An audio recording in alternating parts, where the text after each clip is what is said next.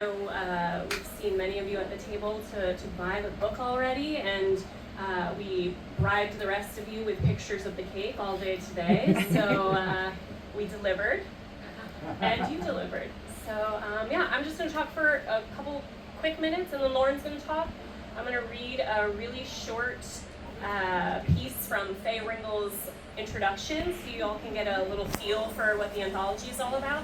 And then we're going to have, I wish I had counted now, I forget, we have something like, we have a very large percentage of the readers that are in the anthology here with us tonight, and everybody's going to read a little portion from their story, and it's going to be awesome. So, again, my name is Christa Carmen, and about 5 years ago, we were just trying to figure that out. I started, I guess when we started, we were the Rhode Island chapter of the Horror Writers Association, and I really wanted to just bring Rhode Island horror writers together because there are a lot of us, and as you can see from this amazing convention in Providence, Rhode Island is just a wonderful place for horror and horror writers and dark fiction and horror film and just all of it. So we started meeting, and I think we had a couple meetings in person, and then we went, we do it all by Zoom a lot so that we're as inclusive as possible, and it's worked out so well because we've been such a cohesive group for 5 years. It has just been so wonderful to just bring, we're sort of like this amorphous blob that when we like stick to someone, they just get pulled in and become part of the group, and it's just been so wonderful to see because now we have some really tangible evidence for that phenomenon of what we've been doing the past few years. So 2 years ago at Necronomicon, we debuted the We Are Providence anthology, which is, so we disbanded from being an HWA Rhode Island chapter because it was a lot of just paperwork kinds of things, and it was much nicer for us to just be very free form, and I think it really fits with the spirit of the group to just be super inclusive and sort of no rule, not that HWA is inclusive, you know what I mean, like no expectations, and just, you know, everybody can come and go as they please without a lot of rules, I guess. So we put out that anthology 2 years ago. We have another anthology, obviously, this year, which is why you're all here. And I'm going to let Lauren talk a little bit more about the anthologies now that I've given you a little background into our group. Thank you all for coming.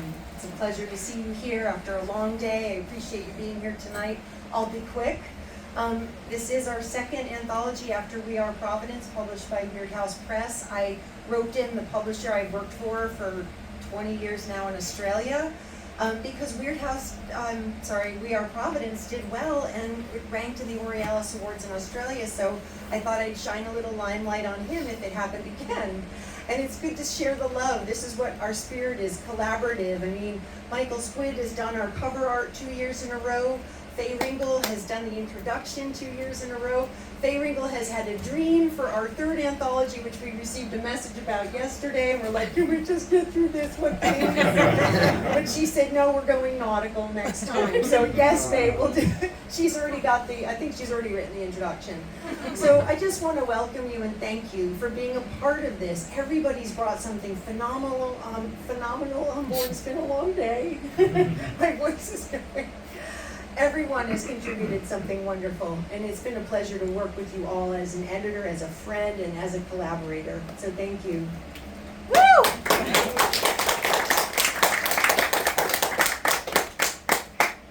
All right, so from Faye's introduction, a little taste of what you're in store for tonight. In New England, abandoned mills are common, derelict or converted to loft housing. They loom like the ruins of Gothic cathedrals or castles, relics of a feudal past. The haunted reputation of some abandoned mills attracts ghost-hunting urban explorers, but in their heyday and in their decline, they housed monsters. Serving these monsters sucked the life out of generations of children and young women workers. In these stories, the mill machinery may be monstrous. The grounds or ruins of the mills may be haunted. The workers themselves may be portrayed as less than human, but the system of industrial capitalism is itself the monstrosity.